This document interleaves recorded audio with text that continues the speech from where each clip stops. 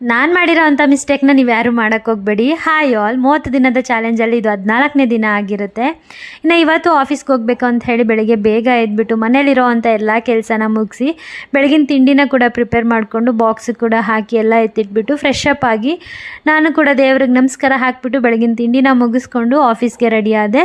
ಇನ್ನು ಕ್ಯಾಬ್ ಬರೋದಕ್ಕೆ ಸ್ವಲ್ಪ ಟೈಮ್ ಇತ್ತು ಅಂತ ಹೇಳಿಬಿಟ್ಟು ಆಫೀಸ್ ಕೆಲಸನ ಒಂದು ಸ್ವಲ್ಪ ಮುಗಿಸ್ಕೊಂಡು ಕ್ಯಾಬ್ ಬಂತು ಅಂತ ಹೇಳಿಬಿಟ್ಟು ಆಫೀಸ್ ಕಡೆ ಹೊರಟೆ. ಇನ್ನು ಇವತ್ತು ಹೇಳಬೇಕು ಅಂತಂದರೆ ಬೇಸಿಗೆ ಟೈಮಲ್ಲಿ ಕಾಟನ್ ಡ್ರೆಸ್ ಹಾಕೋದಕ್ಕೆ ಪ್ರಿಫರ್ ಮಾಡಿ. ನಾನು ಇವತ್ತು ಬೇರೆ ಯಾವುದೋ ಕ್ಲಾತ್ ಡ್ರೆಸ್ ಹಾಕ್ಕೊಂಡೋಗಿ ತುಂಬಾ ಇರಿಟೇಟ್ ಫೀಲ್ ಆಗ್ತಿತ್ತು ಅಂತಲೇ ಹೇಳ್ಬೋದು.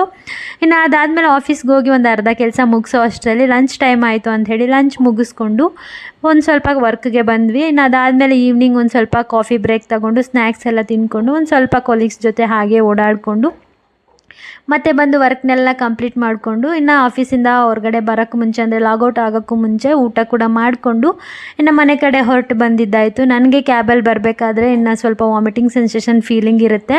ಹಾಗಾಗಿ ಮನೆಗೆ ಬಂದಿದ್ದ ತಕ್ಷಣ ಒಂದು ಸ್ವಲ್ಪ ಹೊತ್ತು ರೆಸ್ಟ್ ಮಾಡಿ ಆಮೇಲೆ ಫ್ರೆಶ್ ಅಪ್ ಆಗಿ ಮನೇಲಿರೋ ಅಂಥ ಉಳಿದಿರೋ ಕೆಲಸ ಎಲ್ಲ ಮುಗಿಸಿ ಇವತ್ತಿನ ಡೇನ ಮುಗಿಸ್ತಾ ಇದ್ದೀನಿ ಗೈಸ್. ಈ ವಿಡಿಯೋಸ್ ಏನಾದರೂ ನಿಮ್ಗೆ ಇಷ್ಟ ಆಯಿತು ಅಂದರೆ ಪ್ಲೀಸ್ ಒಂದು ಲೈಕ್ ಮಾಡ್ಕೊಂಡು ಫಾಲೋ ಮಾಡಿ. ನಿಮ್ಮೆಲ್ಲರ ಸಪೋರ್ಟ್ ನನಗಿರುತ್ತೆ ಅಂತ ಹೇಳಿ ಆಶಿಸ್ತಾ ಈ ವಿಡಿಯೋನ ಮುಗಿಸ್ತಾ ಇದ್ದೀನಿ. Thank you all, bye.